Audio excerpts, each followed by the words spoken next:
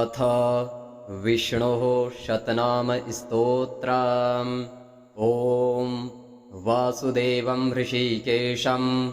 वामनं जलशायिनं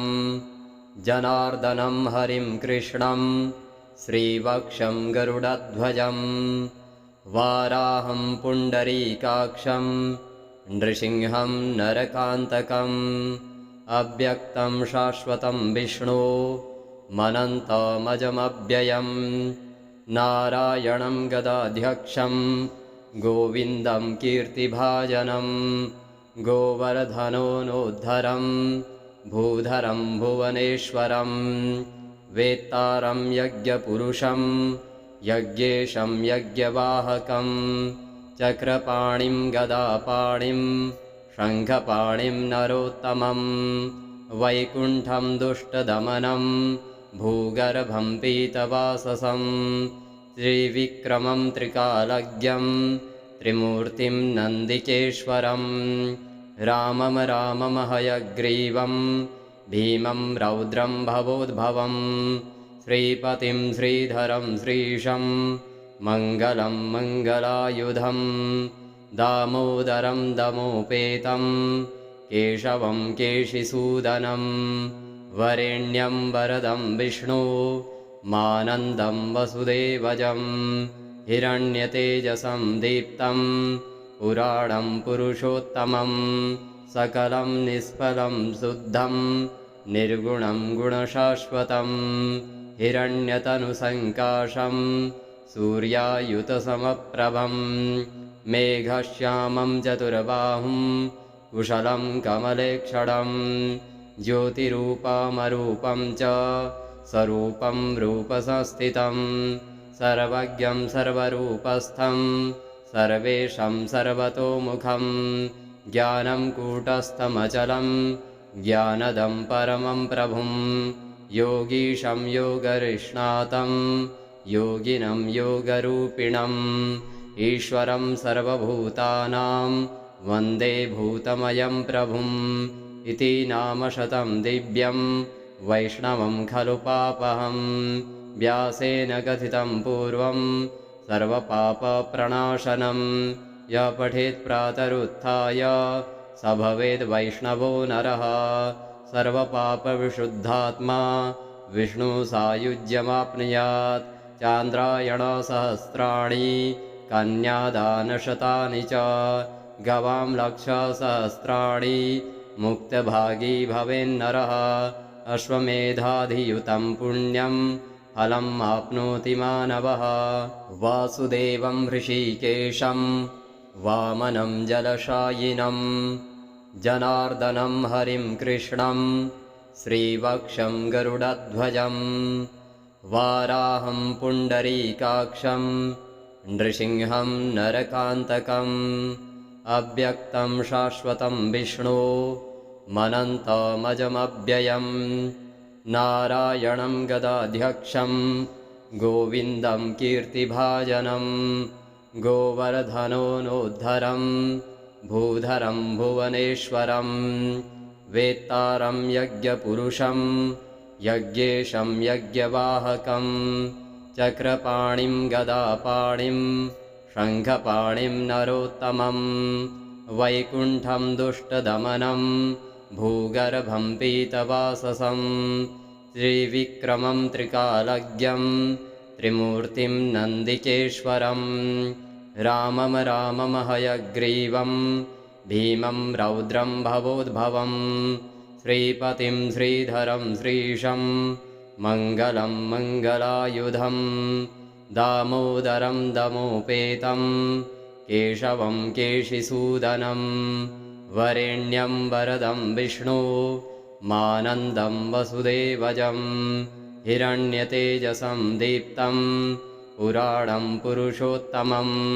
सकलं निष्फलं शुद्धं निर्गुणं गुणशाश्वतं हिरण्यतनुसङ्काशं सूर्यायुतसमप्रभं मेघश्यामं चतुर्बाहुं कुशलं कमलेक्षणं ज्योतिरूपमरूपं च स्वरूपं रूपसंस्थितं सर्वज्ञं सर्वरूपस्थं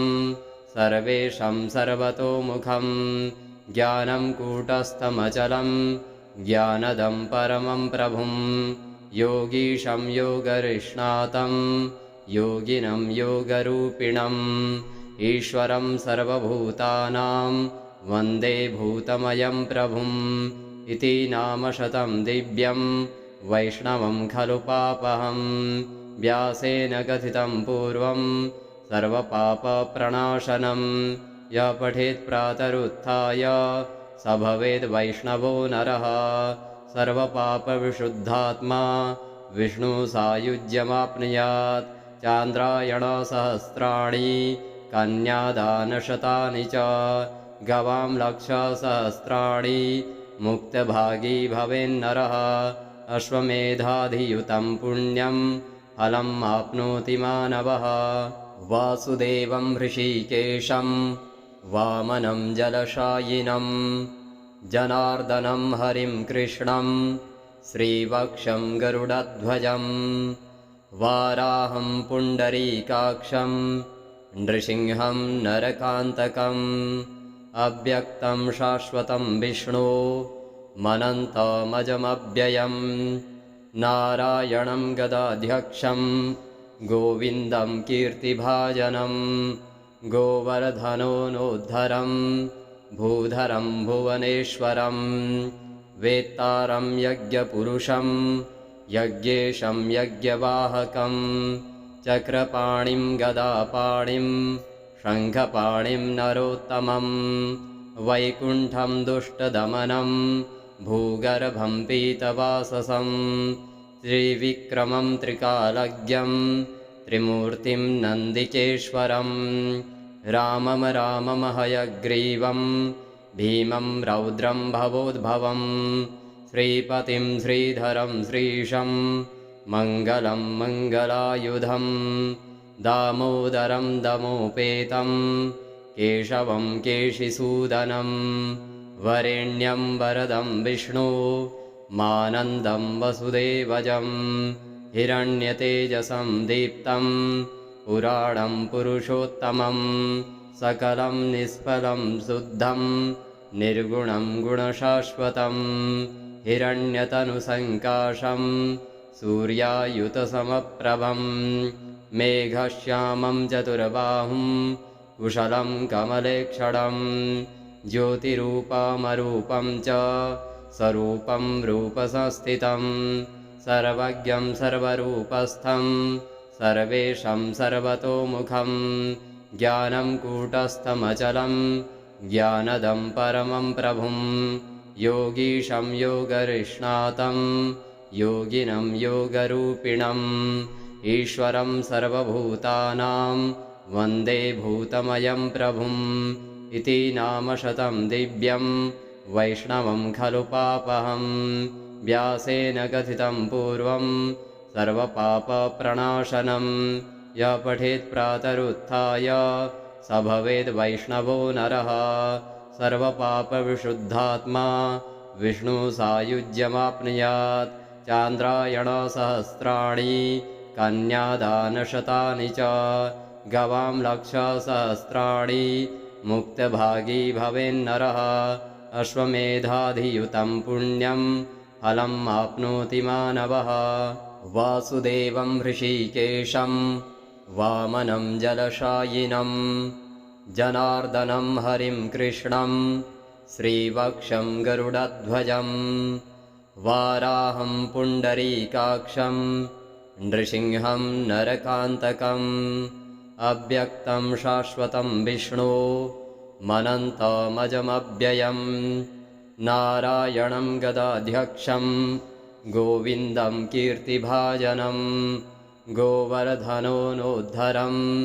भूधरं भुवनेश्वरं वेत्तारं यज्ञपुरुषं यज्ञेशं यज्ञवाहकं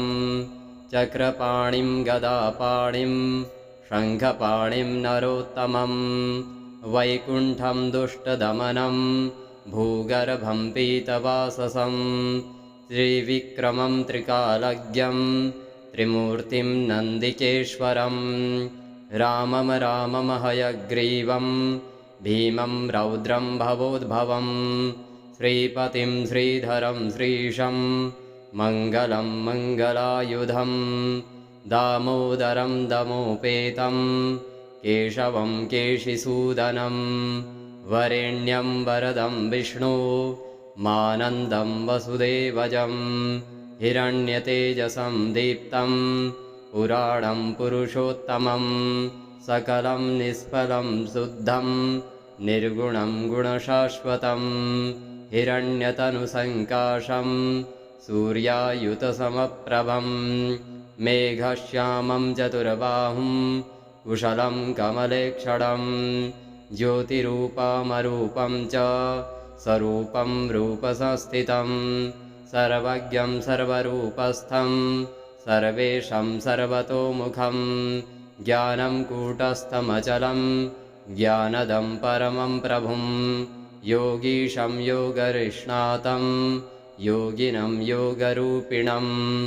ईश्वरं सर्वभूतानां वन्दे भूतमयं प्रभुम् इति नामशतं दिव्यं वैष्णवं खलु पापहं व्यासेन कथितं पूर्वं सर्वपापप्रणाशनं यः पठेत् प्रातरुत्थाय स भवेद् वैष्णवो नरः सर्वपापविशुद्धात्मा विष्णुसायुज्यमाप्नुयात् चान्द्रायणसहस्राणि कन्यादानशतानि च गवां लक्षसहस्राणि मुक्तभागी भवेन्नरः अश्वमेधाधियुतं पुण्यं फलम् आप्नोति मानवः वासुदेवं हृषीकेशं वामनं जलशायिनं जनार्दनं हरिं कृष्णं श्रीवक्षं गरुडध्वजं वाराहं पुण्डरीकाक्षं नृसिंहं नरकान्तकम् अव्यक्तं शाश्वतं विष्णु मनन्तमजमव्ययं नारायणं गदाध्यक्षं गोविन्दं कीर्तिभाजनं गोवर्धनोनुद्धरं भूधरं भुवनेश्वरं वेत्तारं यज्ञपुरुषं यज्ञेशं यज्ञवाहकं चक्रपाणिं गदापाणिं शङ्खपाणिं नरोत्तमं वैकुण्ठं दुष्टदमनं भूगर्भं पीतवाससं त्रिविक्रमं त्रिकालज्ञं त्रिमूर्तिं नन्दिकेश्वरं रामं रामं हयग्रीवं भीमं रौद्रं भवोद्भवं श्रीपतिं श्रीधरं श्रीशं मङ्गलं मङ्गलायुधं दामोदरं दमोपेतं केशवं केशिसूदनं वरेण्यं वरदं विष्णु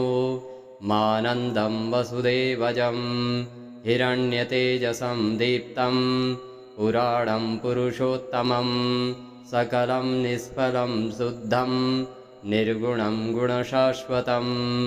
हिरण्यतनुसङ्काशं सूर्यायुतसमप्रभं मेघश्यामं चतुर्बाहुं कुशलं कमलेक्षणं ज्योतिरूपमरूपं च स्वरूपं रूपसंस्थितं सर्वज्ञं सर्वरूपस्थं सर्वेशं सर्वतोमुखं ज्ञानं कूटस्थमचलं ज्ञानदं परमं प्रभुं योगीशं योगरिष्णातं योगिनं योगरूपिणम् ईश्वरं सर्वभूतानां वन्दे भूतमयं प्रभुम् इति नामशतं दिव्यं वैष्णवं खलु पापहं व्यासेन कथितं पूर्वं सर्वपापप्रणाशनं यः पठेत् प्रातरुत्थाय स भवेद् वैष्णवो नरः सर्वपापविशुद्धात्मा विष्णुसायुज्यमाप्नुयात् चान्द्रायणसहस्राणि कन्यादानशतानि च गवां लक्षसहस्राणि मुक्तभागी भवेन्नरः अश्वमेधाधियुतं पुण्यं फलम् आप्नोति मानवः वासुदेवं हृषीकेशं वामनं जलशायिनं जनार्दनं हरिं कृष्णं श्रीवक्षं गरुडध्वजं वाराहं पुण्डरीकाक्षं नृसिंहं नरकान्तकम् अव्यक्तं शाश्वतं विष्णो मनन्तमजमव्ययं नारायणं गदाध्यक्षं गोविन्दं कीर्तिभाजनं गोवर्धनोऽनोद्धरं भूधरं भुवनेश्वरं वेत्तारं यज्ञपुरुषं यज्ञेशं यज्ञवाहकं चक्रपाणिं गदापाणिं शङ्खपाणिं नरोत्तमं वैकुण्ठं दुष्टदमनं भूगर्भं पीतवाससं त्रिविक्रमं त्रिकालज्ञं त्रिमूर्तिं नन्दिकेश्वरं रामं रामं हयग्रीवं भीमं रौद्रं भवोद्भवं श्रीपतिं श्रीधरं श्रीशं मङ्गलं मङ्गलायुधं दामोदरं दमोपेतं केशवं केशिसूदनं वरेण्यं वरदं विष्णु मानन्दं वसुदेवजं हिरण्यतेजसं दीप्तं पुराणं पुरुषोत्तमं सकलं निष्फलं शुद्धं निर्गुणं गुणशाश्वतं हिरण्यतनुसङ्काशं सूर्यायुतसमप्रभं मेघश्यामं चतुर्बाहुं कुशलं कमलेक्षणं ज्योतिरूपमरूपं च स्वरूपं रूपसंस्थितं सर्वज्ञं सर्वरूपस्थं सर्वेशं सर्वतोमुखं ज्ञानं कूटस्थमचलं ज्ञानदं परमं प्रभुं योगीशं योगरिष्णातं योगिनं योगरूपिणम् ईश्वरं सर्वभूतानां वन्दे भूतमयं प्रभुम् इति नामशतं दिव्यं वैष्णवं खलु पापहं व्यासेन कथितं पूर्वं सर्वपापप्रणाशनं यः पठेत् प्रातरुत्थाय स भवेद् वैष्णवो नरः सर्वपापविशुद्धात्मा विष्णुसायुज्यमाप्नुयात् चान्द्रायणसहस्राणि कन्यादानशतानि च गवां लक्षसहस्राणि मुक्तभागी भवेन्नरः अश्वमेधाधियुतं पुण्यं फलम् आप्नोति मानवः वासुदेवं हृषीकेशं वामनं जलशायिनं जनार्दनं हरिं कृष्णं श्रीवक्षं गरुडध्वजं वाराहं पुण्डरीकाक्षं नृसिंहं नरकान्तकम् अव्यक्तं शाश्वतं विष्णो मनन्तमजमव्ययं नारायणं गदाध्यक्षं गोविन्दं कीर्तिभाजनं गोवर्धनोऽनोद्धरं भूधरं भुवनेश्वरं वेत्तारं यज्ञपुरुषं यज्ञेशं यज्ञवाहकं चक्रपाणिं गदापाणिं शङ्खपाणिं नरोत्तमं वैकुण्ठं दुष्टदमनं भूगर्भं पीतवाससं त्रिविक्रमं त्रिकालज्ञं त्रिमूर्तिं नन्दिकेश्वरं रामं रामं हयग्रीवं भीमं रौद्रं भवोद्भवं श्रीपतिं श्रीधरं श्रीशं मङ्गलं मङ्गलायुधं दामोदरं दमोपेतं केशवं केशिसूदनं वरेण्यं वरदं विष्णु मानन्दं वसुदेवजं हिरण्यतेजसं दीप्तं पुराणं पुरुषोत्तमं सकलं निष्फलं शुद्धं निर्गुणं गुणशाश्वतं हिरण्यतनुसङ्काशं सूर्यायुतसमप्रभं मेघश्यामं चतुर्बाहुं कुशलं कमलेक्षणं ज्योतिरूपमरूपं च स्वरूपं रूपसंस्थितं सर्वज्ञं सर्वरूपस्थं सर्वेशं सर्वतोमुखं ज्ञानं कूटस्थमचलं ज्ञानदं परमं प्रभुं योगीशं योगरिष्णातं योगिनं योगरूपिणम् ईश्वरं सर्वभूतानां वन्दे भूतमयं प्रभुम् इति नामशतं दिव्यं वैष्णवं खलु पापहं व्यासेन कथितं पूर्वं सर्वपापप्रणाशनं य पठेत् प्रातरुत्थाय स भवेद् वैष्णवो नरः सर्वपापविशुद्धात्मा विष्णुसायुज्यमाप्नुयात् चान्द्रायणसहस्राणि कन्यादानशतानि च गवां लक्षसहस्राणि मुक्तभागी भवेन्नरः